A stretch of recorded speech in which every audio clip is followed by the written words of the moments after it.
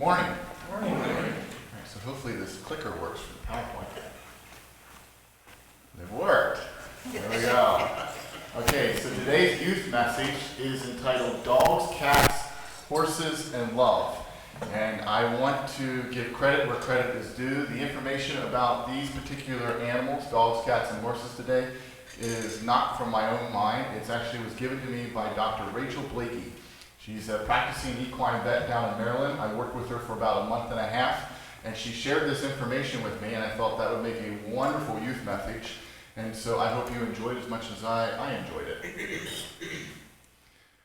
All right, so horses and cats. Now, they seem like unlikely companions, but if you've ever spent any time in a barn, you will realize that horses and cats get along really well. I have seen cats that actually sleep on the back of a horse. And that seems really unlikely, but these guys are the best of friends, okay? In any barn you go into America, I can tell you, the horse and the cat, they get along. They get along so well, they're also criminals, okay? They do lots of bad things in a barn. I spent 8 years at a horse breeding farm. We had barn cats, we had horses. Let me tell you, they do lots of naughty things. They do lots of things to really take you off throughout the day, okay? And when I was talking to Dr. Rachel about that, I said, how do you stop this? How do you get the cat to stop doing the bad thing? How do you get the horse to stop doing a bad thing? I said, you know, has anyone ever have cats? Raise your hand if you have a cat. Did you ever try and discipline your cat? Bad kitty. And the cat just walks away. It's like, I'm not listening to the human. Okay, it's the same thing with a horse. Like the horse does something bad, you're like, bad horse. And the horse says, I'm 1,500 pounds and I'm faster than you and bigger and stronger. It just walks away.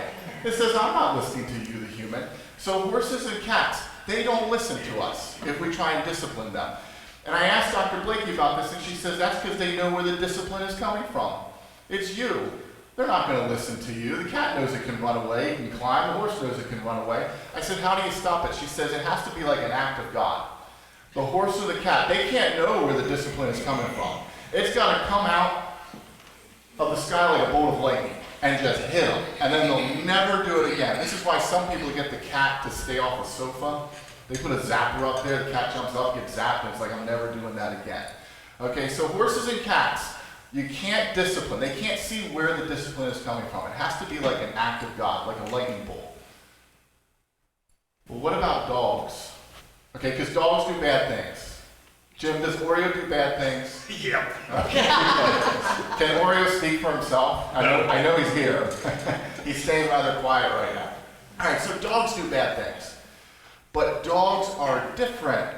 With dogs, when they do bad things, dogs need to see where the discipline is coming from. So anybody, who has a dog here? Raise your hand.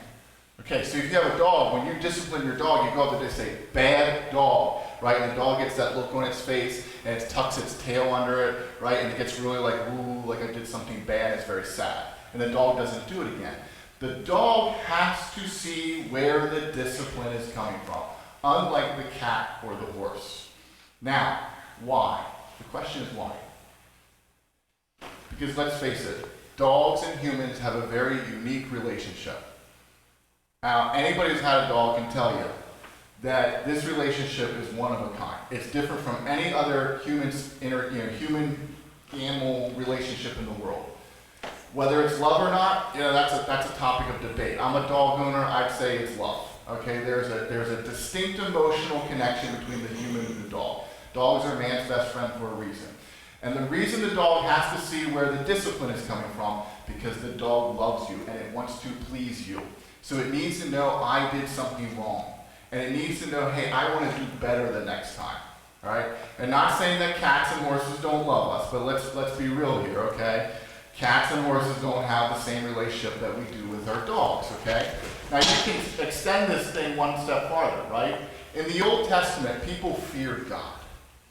He was feared in people's life. Right? They did things because they feared him. That's told to us over and over again. And then in the New Testament, Jesus Christ teaches us to do what? Love God. And he teaches us to do things for God because we love him.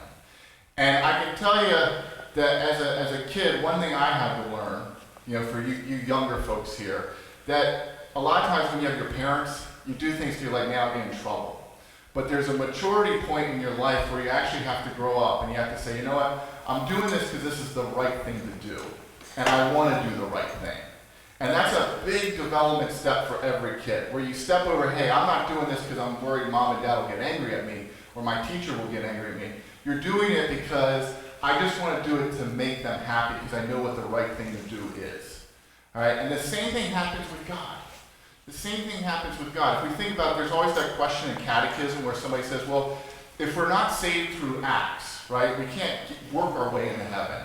We're saved by grace and grace alone. Why should I do anything good on this world? Right? That question always comes up in catechism.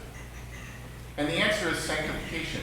I do good things here on earth, not because it helps me be saved, but because I love God and I want to please Him, just like a dog. So, in your faith life, be a dog.